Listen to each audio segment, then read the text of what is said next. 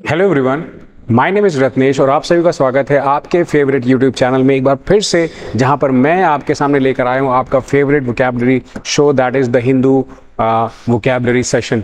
इस सीरीज़ में फ्रेंड्स, जो बच्चे नए हैं उनको मैं ज़रूर बताना चाहूँगा एक बार कि जो भी प्रिपरेशन कर रहे हैं, जहाँ पर इंग्लिश की बात आती है, ऑब्वियसली जहाँ बच्चे ग्रामर को लेकर घबराते हैं, मुझे लगता है वो वोकैब को लेकर बहुत ज़्यादा उनके मन में टेंशन रहती है कि सर हम अपनी वोकैब कैसे इंप्रूव करें, how we can make sure that we are able to understand the passages, the lengthy passages है ना, उनमें वोकैब का बहुत बड़ा रोल है। उनको हम कैसे इंप्रूव करें, कैसे हम मगअप करें इतने सारे वर्ड्स। नहीं, आपको ज़रूरत नहीं है। तो ये एक तरीका है बच्चों, दोस्तों, जहाँ पर आप वर्ड्स को देख करके आप क्या कर सकते हैं कि उनको अंडरस्टैंड करें कि सेंटेंस में क्या सेंस निकल रहा है उनका, और उसके थ्रू आप उसके मीनिंग को जज करें या इन्फर करें। वो बेटर वे है टू लर्न और एनहांस वोकैबुलरी।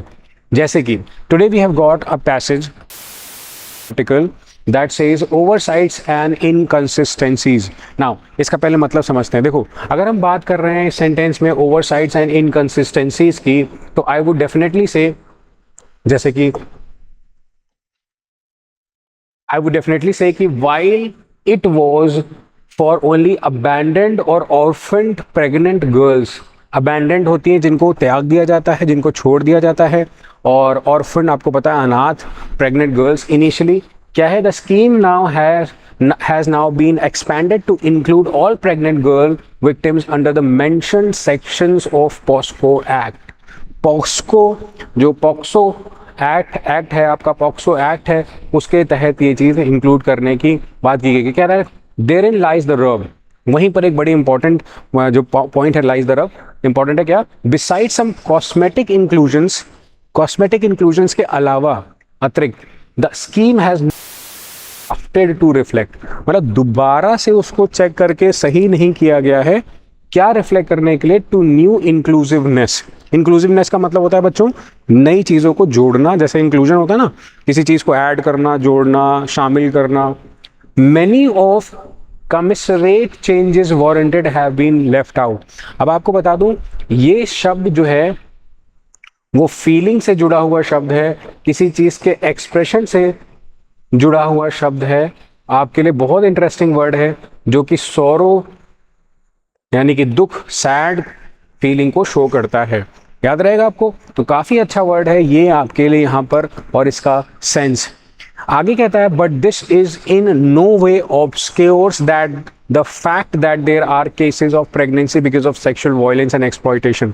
तो ऑब्सक्योर का मतलब होता है जो चीज क्लियर नहीं है, स्पष्ट नहीं है, not clear, not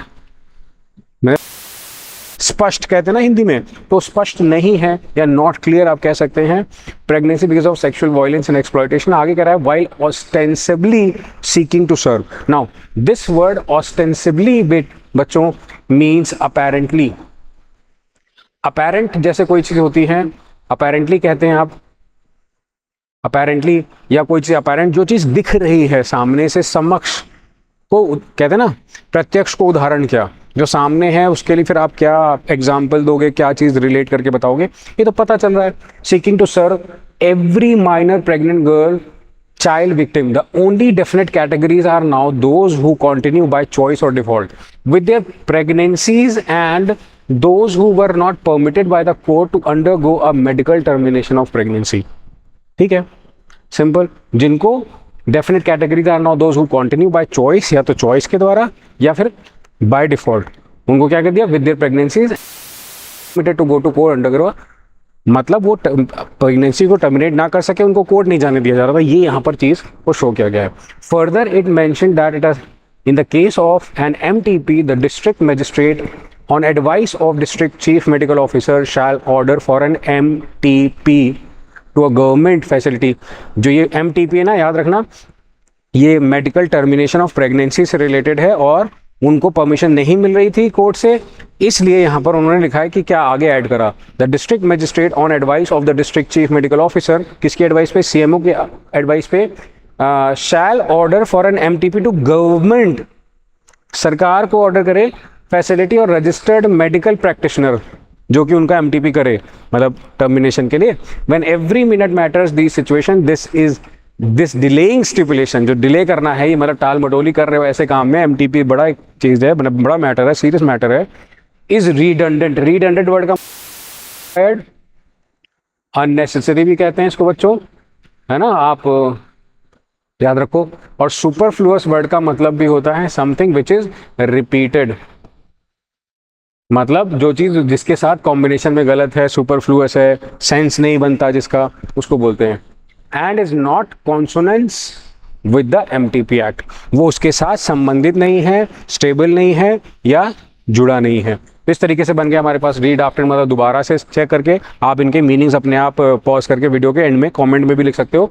commissionerate word का मतलब यहाँ पे फीलिंग्स की कमी हो या ऐसी चीज़ को एक्सप्रेस किया जा रहा है जो दुख को दर्शाता हो, सैड, दुख, सॉरो, ऑब्सक्योर, अनक्लियर, ऑस्टेंसिबल, जो चीज़ अपेरेंट है, क्लियर है, सामने स्पष्ट है, रिडंडेंट मतलब नॉट नेसेसरी, सुपरफ्लुअस जो चीज़ सेंस नहीं दे रहा है, कॉन्सोनेंट मतलब जो उसके साथ अग्री कर रहा है, सेंस बना रहा है। तो आई होप यहाँ पर आपको ये वर्ड समझ में आए होंगे और आपने इस वीडियो को एंजॉय किया। अगर अच्छा लग रहा है तो शेयर और